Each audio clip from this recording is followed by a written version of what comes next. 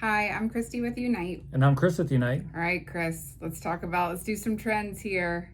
No, not a Netflix documentary.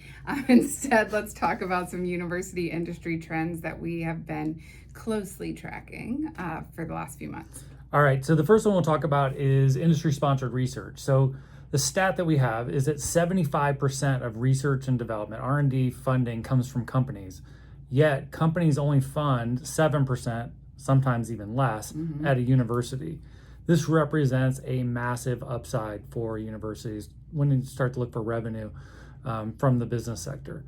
The second one comes into play with sports marketing and NIL and all of that funding from companies to universities. So NIL funding and sports marketing is going to really surpass $2.5 billion. Billion with the B. Billion next year with companies funding, all those activities.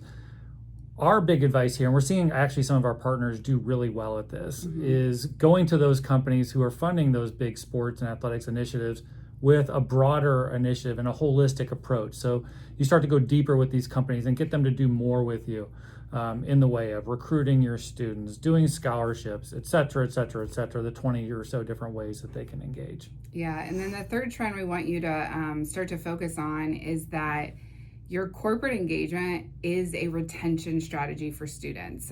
So the more we are looking at universities needing to and leaning into their retention and recruitment of their students is followed up by having corporate engagement opportunities for those students, internships, co-ops, student centered learning. So if your university is talking about corporate engagement, if they're not talking about corporate engagement, you need to start really thinking about your holistic strategy. But reach out to us. We'd love to chat and talk about how we could work together.